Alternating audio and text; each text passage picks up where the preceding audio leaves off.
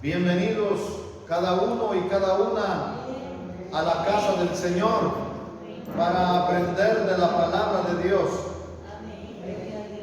Continuamos nuestro estudio en la carta a los Romanos en el capítulo 15 y hoy nos corresponde el verso 23. ¿Lo tienen? Amén. Leemos en el nombre del Padre, del Hijo y de su Santo Espíritu. Pero ahora, no teniendo más campo en estas regiones, y deseando desde hace muchos años ir a vosotros, cuando vaya a España, iré a vosotros, porque espero veros al pasar y ser encaminado allá por vosotros, una vez que haya gozado con vosotros. Mas ahora voy a Jerusalén para ministrar a los santos, porque Macedonia y Acaya tuvieron a bien hacer una ofrenda para los pobres que hay entre los santos que están en Jerusalén. Pues les pareció bueno y son deudores a ellos, porque si los gentiles han sido hechos partícipes de sus bendiciones espirituales, deben también ellos ministrarles o suministrarle los materiales. Así que cuando haya concluido esto y les haya entregado este fruto, pasaré entre vosotros rumbo a España. Oremos. Padre, en el nombre de Jesús, en esta mañana damos gracias por tu palabra que hemos leído. Doy gracias, Señor, por la vida de cada hermano y de cada hermana presente. Rogando, Señor, que tu bendición esté hoy a favor de nosotros, de cada presente y de sus familias. Que hoy tu mano, Padre eterno, sea favorable a cada persona presente y a cada persona que escuche esta palabra en cualquier tiempo. Y que tu bendición esté, Señor, a nuestro favor. Que la unción descienda como rocío de los cielos sobre nosotros y pudra yugos. Y la palabra tuya, Señor, haya cabida en nuestros corazones. Oh Señor, en tus manos estamos. Ilumínanos con tu Espíritu Santo para que aprendamos de tu palabra y la pongamos por obra, y echa fuera toda potestad infernal que quiere estorbar nuestro entendimiento o nuestra atención a tu palabra. Bendecimos hoy nuestras vidas tomando de la plenitud de Cristo, en el nombre de Jesús. En el nombre de Jesús. Amén. Hoy vamos a continuar con el testimonio personal de Pablo. Esta carta a los romanos, Pablo la comenzó de manera muy personal y como apóstol a los gentiles.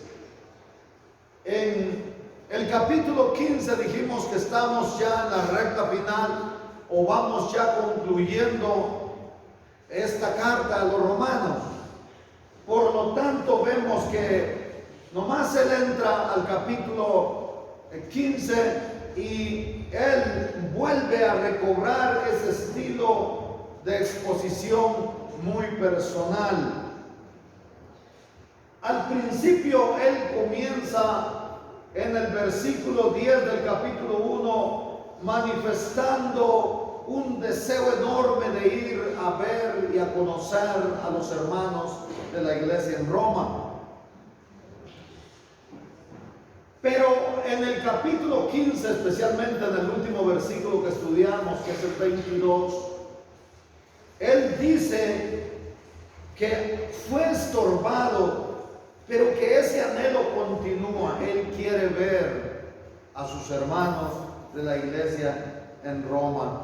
Y él dice que ruega a Dios tener un próspero viaje. Pero en ese anhelo de ir, él dice que había ido muchas veces, pero desde Iliria hasta todas las regiones que estaban de Jerusalén hasta Jerusalén, dígase del Imperio Romano, él había llenado del Evangelio, pero no había llegado a Roma. Y esta vez no podía seguir hacia Roma, sino que debía regresar, oiga, a Jerusalén, porque los hermanos de Acaya y Macedonia habían dado una ofrenda para los hermanos que estaban en Jerusalén. Esta proposición de viajar a Roma no se había apagado. Él seguía con ese deseo de ir, pero debía completar una tarea que Dios le había dado en el territorio de Jerusalén antes de ir a Roma.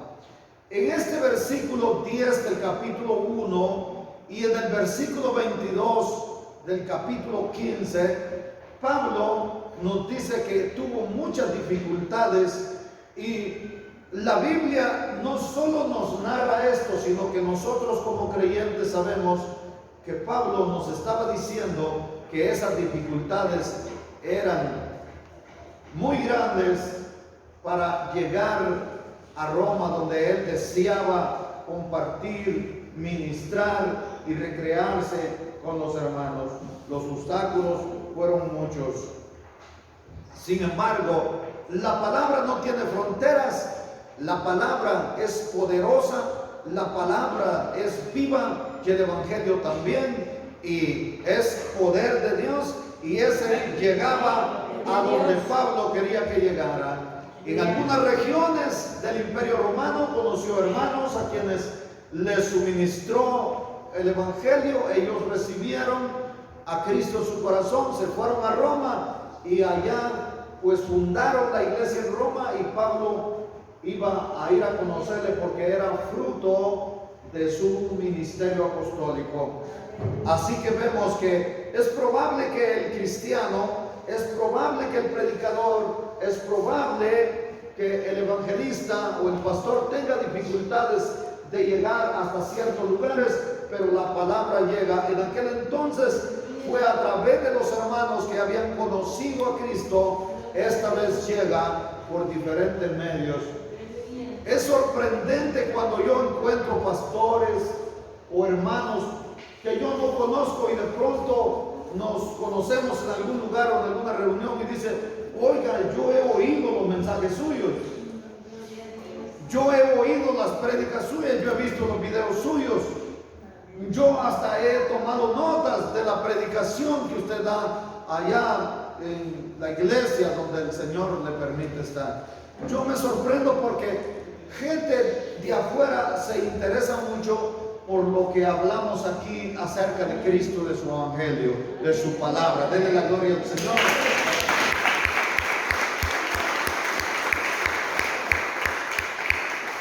Esto porque la palabra del Señor corre hacia donde tiene que ir, no hacia donde nosotros queremos que llegue muchas veces. Vamos entonces, después de hacer esta breve introducción, a continuar verso por verso. Y como están compaginados el 23 y el 24 en un mismo asunto, lo leemos de una vez. Dice el 23: pero ahora, no teniendo más campo en estas regiones, y deseando desde hace muchos años ir a vosotros, cuando vaya a España iré a vosotros, porque espero veros al pasar y ser encaminado allá por vosotros una vez que haya gozado con vosotros. Oiga, hermana y hermano, la comunión. Voy a comenzar de lo último porque me parece muy interesante. La comunión de los santos debe gozarse. La comunión es unión en común. Nosotros ahora tenemos una unión en común. ¿Qué tenemos en común? En primer lugar, a nuestro Redentor, a Cristo. Tenemos en común una salvación tan grande que nos ha sido otorgada por la gracia de Dios mediante Jesucristo, que pagó el precio. Tenemos en común el Espíritu Santo. Tenemos en común una doctrina que es la doctrina de los apóstoles. La doctrina de los apóstoles es la doctrina de Cristo. Tenemos en común ese amor fraternal. Tenemos en común el amor de Cristo. Tenemos en común un solo bautismo, un solo Dios. Tenemos en común el Evangelio santo, porque uno es el Evangelio y el Evangelio es poder de Dios. Todos vamos por un mismo camino y el camino es Cristo. Amén. Todos vamos hacia un mismo destino. Todos tenemos una meta en común. Amén. La meta es llegar al final. Amén. Pelear la buena batalla y llegar a concluir esta carrera con éxito como lo logró Pablo. Y llegar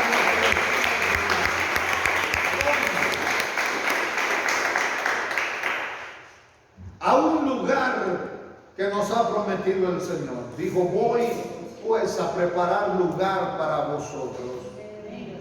Y si me voy y les preparo lugar, vendré otra vez y os tomaré a mí mismo, para que donde yo esté, ustedes también estén. Así que la comunión debe gozarse. Por eso cuando nos vemos aquí en la casa del Señor, cada hermano, cada hermana debe producir alegría en nuestro corazón al verle. No debe haber tropiezo al ver a un hermano o a otra hermana por acá. Entonces se debe gozar la comunión de los santos. ¿Gozan ustedes de la comunión? Amén. Seguimos adelante entonces. Pablo nos está haciendo una declaración aquí, hermana y hermano.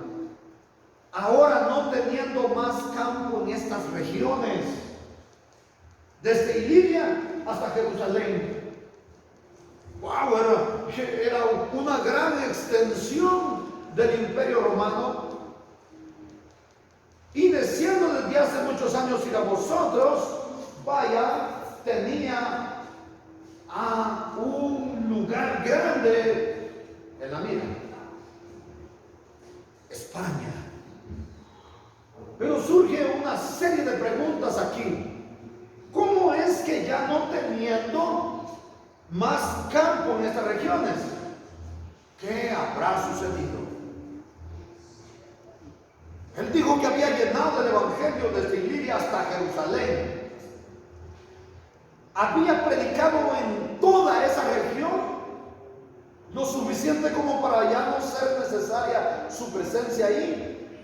Probablemente surgieron líderes capaces, competentes de poder sustentar con la palabra a todas las iglesias ahí, y evangelistas suficientemente capaces como para seguir inyectando el evangelio, de modo que ahora yo como apóstol debo ir a otro lugar. Es probable.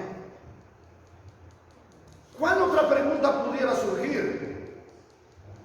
¿Será que se había prohibido el evangelio allí? ¿Ya no era pues permitido predicar? También es cierto.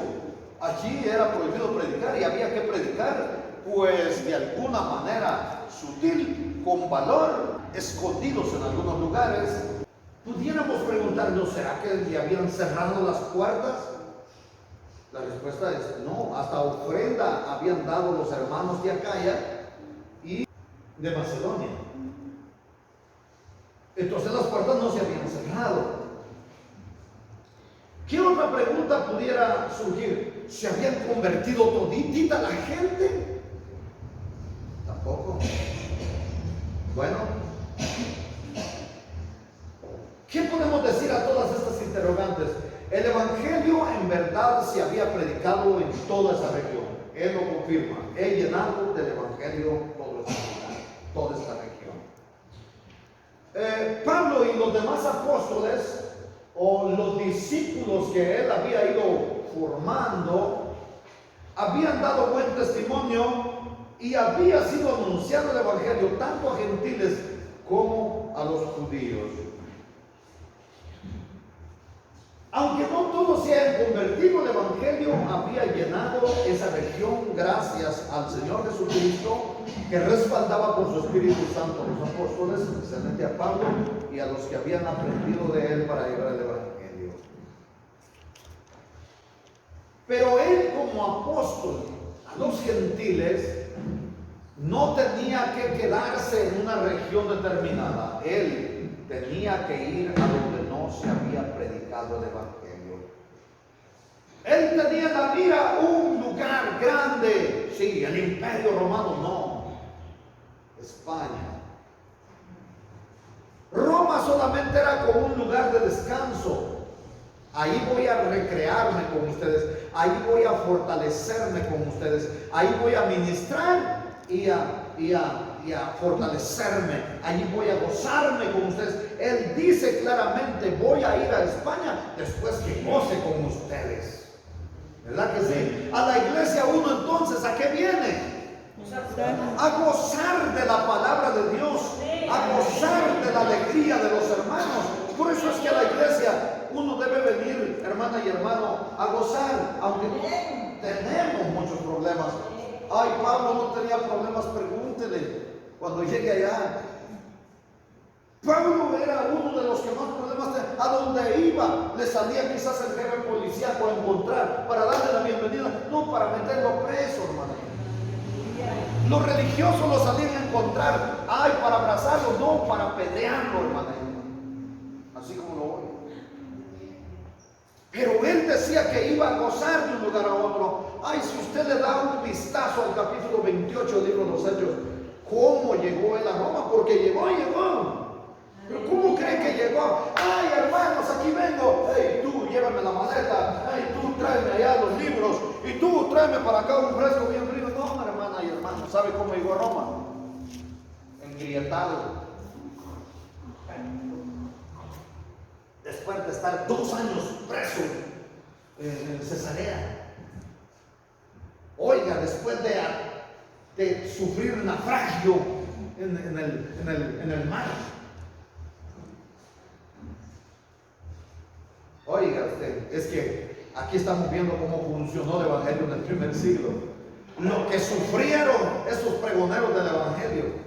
No, hombre, hoy yo a veces no entiendo, porque sí hay congregaciones de papel, hermano.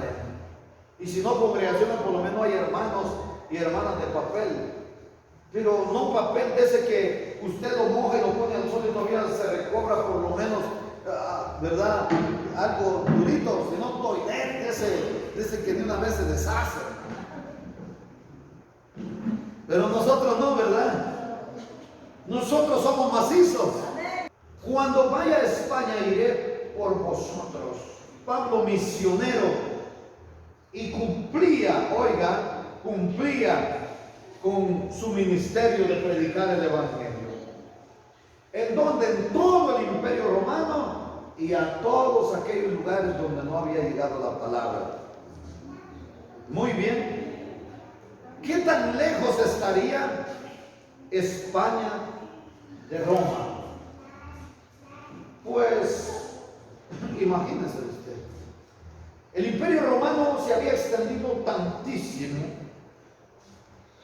y España constituía el lejano oeste del Imperio Romano. Se puede decir que Pablo estaba en un extremo e iría hasta el otro extremo del Imperio Romano. Pero no solo esto, sino que había estado aquí y estaba en el centro, tenía que regresar y luego volver hasta llegar al otro extremo, a España. O sea, no eran viajecitos como quien dice, voy a ir a la Hierbabuena, voy a ir a Descanalar. Él estaba llevando un mensaje con una extensión muy grande. Así que Roma solamente era una parada en un esfuerzo de alcanzar su meta. La pregunta que puede surgir es, ¿y llegó a España, hermano? Claro que llegó. ¿Lo dice la Biblia? No. También la Biblia nos dice, en la enseñanza anterior lo vimos, que él llegó hasta Iliria. Era una región de Roma y estaba entre líneas de Italia. Bueno, pero no hay registro de cuándo llegó a Iliria. Tampoco lo hay de cuándo llegó a España. Sin embargo, aseguramos que llegó a España porque era parte de su itinerario apostólico y él nunca hubiera muerto con una satisfacción tan grande de haber cumplido, ¿verdad?, con éxito su carrera por haber ido a todas partes donde a Dios le había mandado que fuera, si no hubiera llegado a España. Y veamos nosotros en 2 Timoteo 4:6 hasta el 8, de cómo él habla acerca de su satisfacción de haber cumplido con su ministerio apostólico. Oiga lo que le dice al joven Timoteo: porque yo ya estoy para ser sacrificado, el tiempo de mi partida ya está cercano. Miren 7. He peleado la buena batalla, he acabado la carrera, he guardado la fe. Por lo demás me está guardada la corona de justicia, la cual me dará el Señor, juez justo, en aquel día. No solo a mí, sino también a todos los de monte de la presencia de Dios que aman su venida. Ya ven cómo escribió Pablo.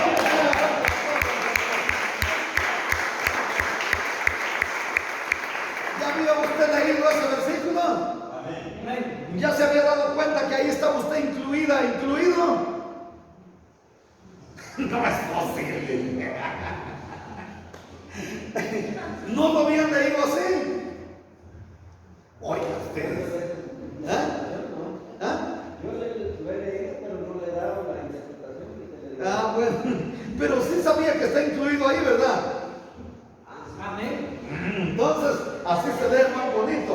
No solo a mí, sino también a monte de la presencia de Dios, ciudadanos del potrero grande que aman su venida. Oiga, esto es para todos los cristianos. Él dice claramente, no solo a mí, no solo a los de la iglesia primitiva, sino a todos los que aman su venida. Y ustedes aman su venida, ¿verdad? Entonces ustedes aman la gloria del Señor. Así que él acabó la carrera satisfecho, oiga, de haber cumplido con la misión que le había sido encomendada. Verso 25. Mas ahora voy a Jerusalén para ministrar a los santos. ¿Y para qué más va para Jerusalén? El siguiente verso lo dice: porque Macedonia y Acaya tuvieron a bien hacer una ofrenda para los pobres que hay entre los santos que están en Jerusalén. Amén. Así que Pablo quería ir al oriente hasta Jerusalén.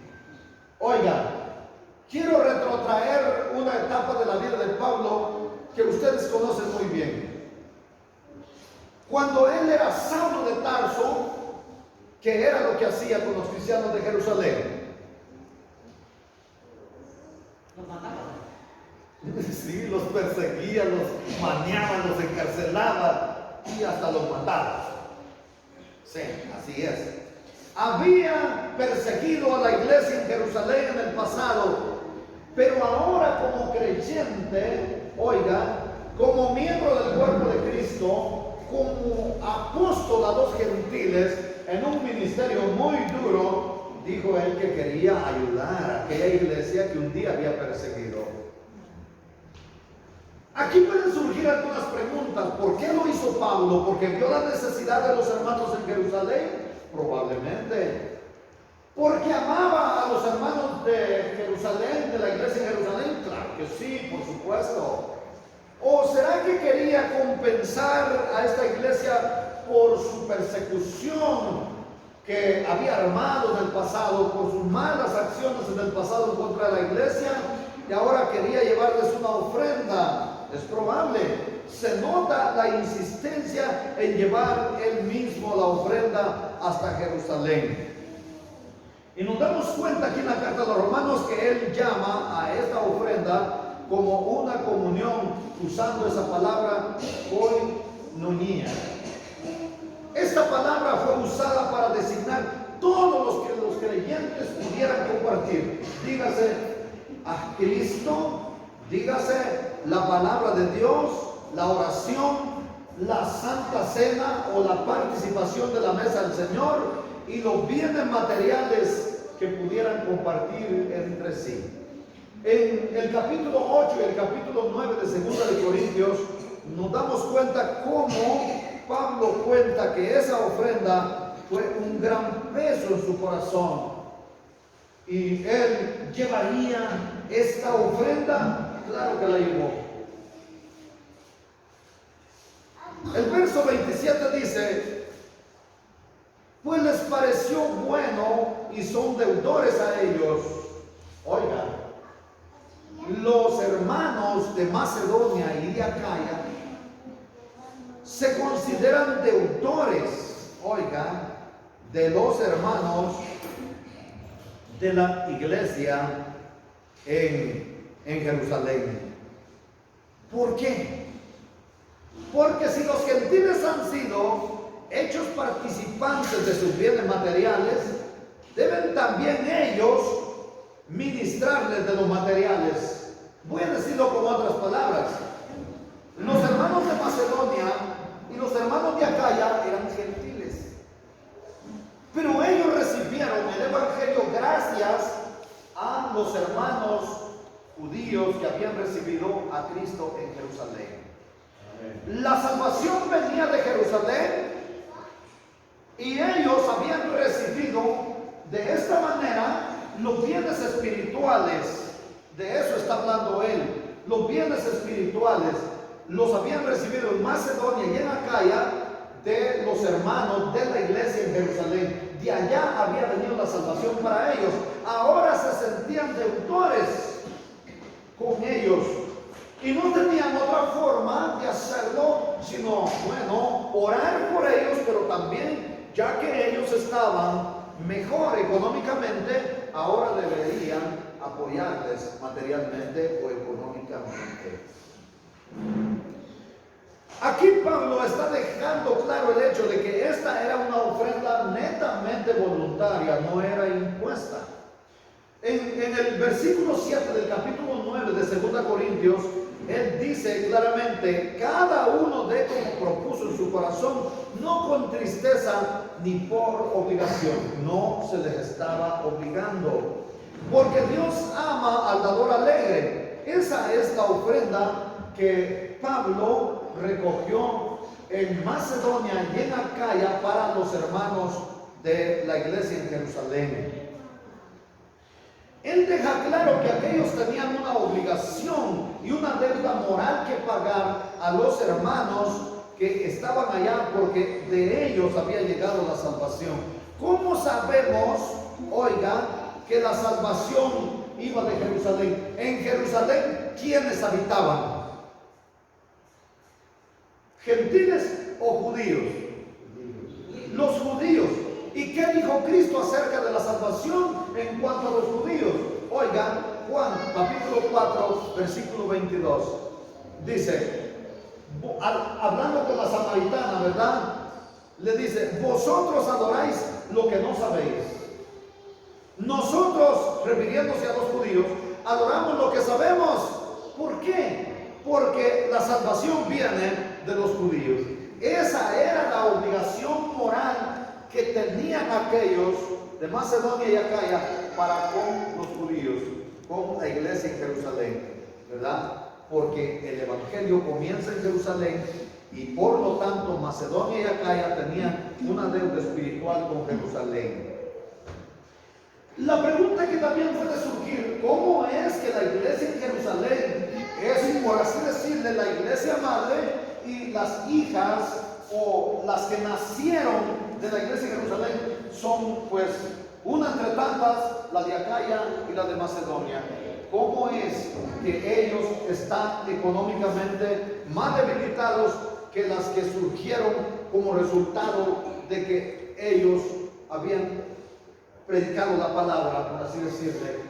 Pues sencillamente en ese momento los creyentes en Jerusalén estaban teniendo problemas económicos porque había una persecución evidente contra la iglesia. Así que vemos aquí una situación de misiones en sentido inverso: la hija o las hijas ayudando a la iglesia madre. Como sucede hoy día muchas veces, hay iglesias que pueden prosperar más que la iglesia central, y aunque hayan surgido como producto de un ministerio de la iglesia central. Así sucede. Vamos al verso 28. Así que cuando haya concluido esto y les haya entregado este fruto, pasaré entre vosotros, oigan, rumbo a España. No perdía de vista su destino final. Quiero que aprendamos aquí un par de cosas en cuanto a la ofrenda. Número uno, era voluntaria. Era conforme había sido dispuesto su corazón, no era una obligación. La tenían que dar con alegría, con gozo. Oiga, no la tenían que dar por necesidad, porque tuvieran aquella necesidad o porque ellos tuvieran necesidad de quedar como en caballo blanco, por así decirle, o como por necesidad de que doy para que me den. No. Además, debemos aprender que cuando se va a contribuir económicamente para alguna persona, por ser siervo del Señor, o para alguna organización como una iglesia, pues debe saberse qué clase de trabajo desempeña esta organización cristiana o esta persona, y si esta iglesia está proclamando, oigan, el evangelio o la palabra de Dios de una manera eficaz, de modo que pueda pues llegar al corazón de la gente que no ha conocido al Señor o que no le ha recibido al Señor, pues, y convertirse al evangelio. Es decir, no debemos sembrar en tierra árida, debemos saber dónde sembramos, debemos sembrar en tierra fértil. ¿Y nosotros somos tierra fértil? Amén. ¿Nosotros somos buena tierra? Amén. Entonces, aquí es donde debe sembrar la gente, ¿verdad que sí? Amén. Yo no le miro muy convencido y convencido. ¿Por qué gozamos nosotros de todo esto? Por la gente que ha sembrado aquí. Porque nos ha considerado mala tierra o buena tierra.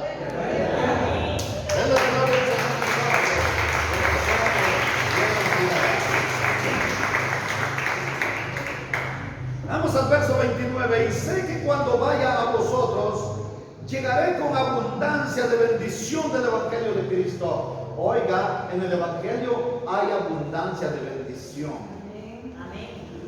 Noten ustedes que él llevaba dinero de Macedonia y de Acaya, pero a eso no le llamó bendición.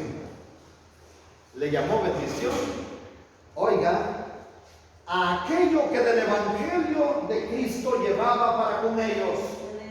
La palabra de Dios, la unción, la gracia, el amor, a la presencia del Señor al invocar el nombre de Cristo.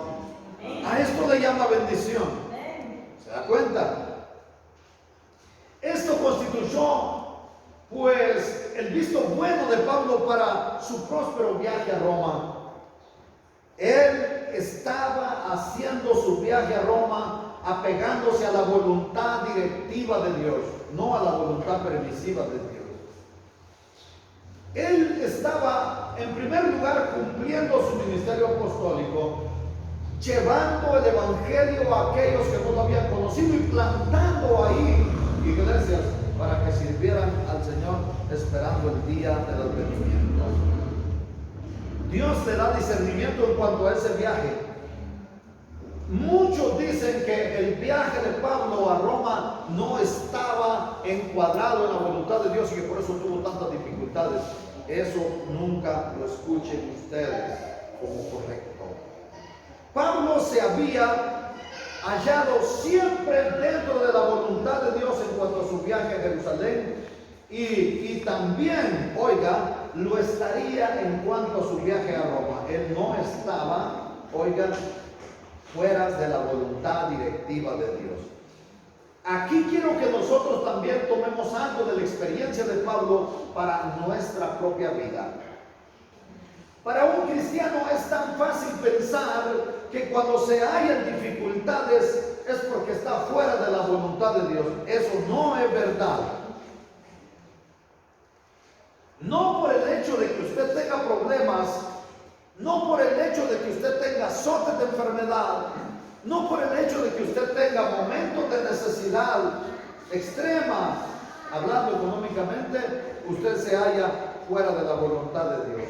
No porque se sienta agobiada, no porque se sienta agobiado, no porque usted se sienta como en un callejón sin salida, está fuera de la voluntad de Dios.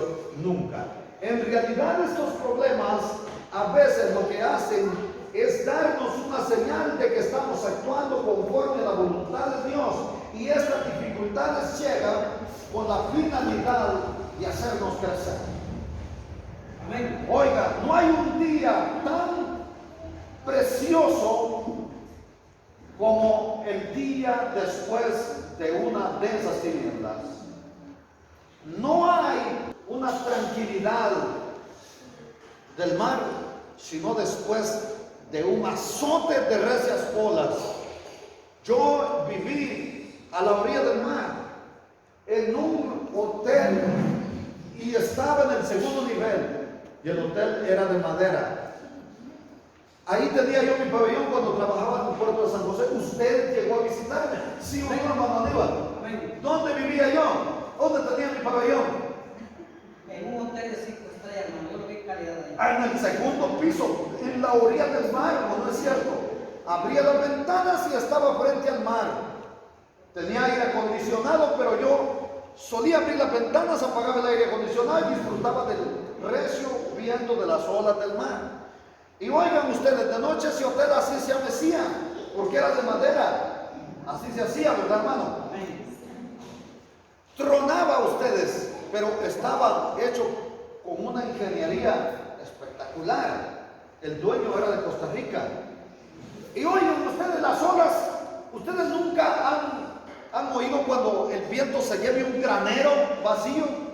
Amén. Haz de caso que el viento lleva 80,000 graneros vacíos. Así truena el mar cuando están las recias olas, mayormente cuando llueve y cuando hay trueno o descargas electrosféricas. Entonces, después de que pasaba esa tempestad, el mar amanecía quieto, tan sereno. Así que, hermanas y hermanos, si usted está pasando ese momento ahorita de dificultades, está agobiado, está agobiada y piensa que está en un callejón sin salida, la salida está muy cerca. La palabra nos habla acerca de estas experiencias. Y no quiere decir que usted esté fuera de la voluntad de Dios. No, no, no. Si usted estuviera hoy en perfecta calma, sin que tuviera ningún problema, ninguna persecución, es probable que no esté fuera de la voluntad de Dios. El mal no le estorba, porque usted no le es tropiezo. Pero si usted está pisando terreno del enemigo, claro que va a estar en dificultades, pero es más probable que esté dentro de la voluntad de Dios. Así que no se agobie por eso. Sigamos adelante, démosle gloria al Señor y sepa que usted está más cerca del Señor que aquellos que tal vez no tienen ninguna dificultad. Vamos al verso 30. Pero ruego, hermanos, por nuestro Señor Jesucristo y por el amor del Espíritu, que me ayudéis orando por mí a Dios. Ay, dicen los grandes estudiosos que este llamamiento a la oración de parte de Pablo es uno de los más solemnes y serios, oiga, del apostolado de Pablo en toda la Biblia. Estamos viendo cómo el cristianismo funcionaba en el primer siglo. Se pedían oración los unos por los otros. Pablo el apóstol le pedía oración a la iglesia. Hermanas y hermanos, ¿cómo funciona hoy la iglesia? ¿Usted ora por sus hermanos y por sus hermanas? Amén. ¿Ora por mí? Amén. Porque si usted no ora por mí, yo ya no voy a orar por usted. ¿Lo creen? No, nunca dejaría de hacerlo. Yo tengo que orar por ustedes, porque sin ustedes yo no soy pastor. ¿Verdad que no? De verdad que no. No existe pastor sin congregación. Yo miro al hombre que viene con una concertina y se presenta como pastor y no tiene ni una oveja, pobre hombre. El señor que viene aquí con la concertincita, él no tiene miembros. Él en su casa hizo un cajoncito y antes fue iglesia, pero todos se fueron. No hay ni uno. Entonces, ¿qué estamos aprendiendo aquí? Estamos aprendiendo que hay que orar los unos por los otros, y usted no debe considerar a una persona más fuerte que usted. No, la hermana Dilsa, la hermana Patti, ellas son buenas para orar. Entonces por ellas no hay que orar, es más fácil que ellas oren por nosotros. Ore también por ellas, ore también por los hermanos, por todos. Porque, ¿sabe por qué se le termina a usted luego las palabras para orar? Porque muchos de ustedes y muchas de ustedes, 5 minutos ya no tienen nada que decir. Ya terminé de orar, y se repite la oración de ayer, y la de antier, y la de hace un año. Lo mismo, la misma oración, ya oré 2 minutos, 3 minutos, y ya no tiene nada más que decir, porque se olvida de sus hermanos y de sus hermanas. Ore por cada uno, ore por la presidenta de damas, ore por el presidente caballero, por el presidente de jóvenes. Ore por aquellos que, ¿ustedes no han visto la película del Progreso Peregrino? ¿Ustedes no han visto cuando Fiel lleva, ¿verdad? Va con otro hermano, ¿verdad? Y le dice, ¿qué pasó? Porque lo llevan por el atajo hacia el infierno. Y unos demonios llevan, pero en pura carrera, a unos atarantados que se descuidaron de la palabra de Dios, y los llevan directos al infierno. Y le dice el otro, pues deberíamos de tratar de rescatarlo. Y dice, ya no se puede hacer nada, porque los otros ya iban todos zombies y no atendían al consejo. Así hay muchos cristianos que usted lo aconseja y ya no atiende. Su corazón se volvió duro, ¿verdad? Pues como esto, no, ¿por qué tú lo quiero yo solo de un golpe? Como piedra, pero no como piedra de esta común, sino como piedra de río. Hasta liso está el corazón de tan duro. Hasta azul como la piedra del río, ¿verdad que sí? Lo llevan rumbo, ¿verdad?, al infierno por el atajo de este mundo. Pero ustedes, hermanas y hermanos, orando los unos por los otros para que podamos vencer la prueba y la tentación, las adversidades. Ay, hermano, ¿por qué tanto dice usted? Y llevamos casi un año de estar estudiando Romanos. Oiga, es que la carta a los Romanos, oiga, es donde nosotros aprendemos lo práctico del cristianismo. En todo el área doctrinal, oiga, hemos venido aprendiendo aquí, ¿verdad?, la enseñanza de la doctrina, y Pablo ahora, aquí al final, nos está enseñando cómo poner en práctica esa doctrina. Así que, hermana y hermano, por eso hemos llevado despacio esto. Pablo pide oración por nuestro Señor Jesucristo. O sea, orad por mí, por nuestro Señor Jesucristo, a Dios. Mire, ¿por qué diría esto? Porque Pablo era consciente que todo lo que le sucedería en ese camino estaría bajo el control del Señor. Y pidió a los creyentes en Roma y en Jerusalén que le ayudaran en sus oraciones. Y esto nos dice algo, nos da una información bastante sofisticada. Podemos ver que el Señor Jesús es el intercesor por medio, oiga, del cual todos los creyentes tienen que acudir a Dios. Es mediante Jesucristo. Nadie puede llegar directamente al Padre, porque Jesús dijo, nadie puede llegar al Padre si no es por mí. Entonces Pablo nos está enseñando que llegamos al Padre a través de la oración mediante Jesucristo, por la intercesión del Espíritu Santo. Mire lo que dice en el siguiente párrafo: por el amor del Espíritu, con E mayúscula, que es el Espíritu Santo. Esto nos dice que el amor es fruto del Espíritu y que une a los creyentes. Así lo confirma Gálatas 5, 22 y 23. Oiga lo que dice él: por nuestro Señor Jesucristo, por el amor del Espíritu. Lo que nos está enseñando es que el fruto del Espíritu es amor, o que el amor es fruto del Espíritu. Voy a decirlo de otra manera: orar por mí a Dios, por Jesucristo, por el amor del Espíritu.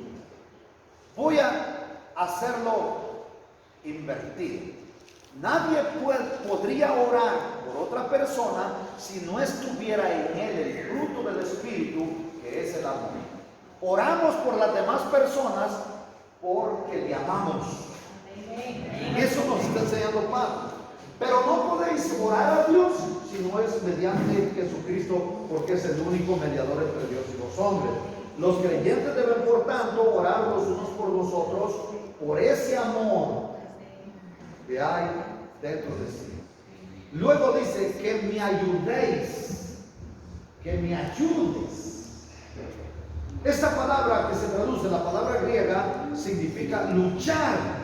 Así que cuando uno ora, lo que está haciendo es luchar. Por eso es que usted se acaba de arrodillar y ya se está levantando, porque el orar es una lucha. Mucha gente, a mí me encanta orar. Oiga, es probable, pero a mí no. Yo lucho para levantarme. Dejamos una alarma, pero fuerte. Y aún así, muchas veces alargamos las manos y la cancelamos. No sé si les ha pasado a ustedes.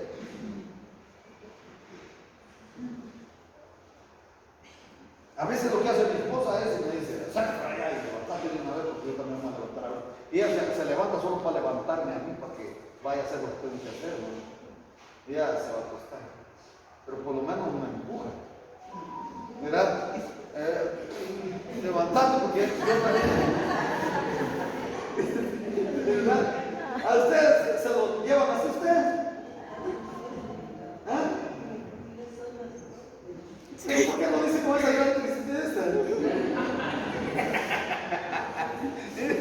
Teresa Bollero, ustedes se lo llevan así, ay, yo aquí así solita estoy, necesita uno para llevárselo de ahí, ¿verdad? Muy bien, hermana Teresita, está bien. Pero verdad que sí, uno necesita a veces un empujoncito porque si no, no lo hace. Porque orar es una lucha, hermana y hermano. Es una lucha. Así decía mi cuñado Rubelio, él para agradar a mi hermana le dice lucha, ¿verdad? Mi hermana Lubia, ¿verdad? Y un día estaba yo predicando acerca de las luchas y dice, ay sí, vos, pero yo toda la vida tengo lucha. Porque toda la vida tiene a mi hermana, ¿no?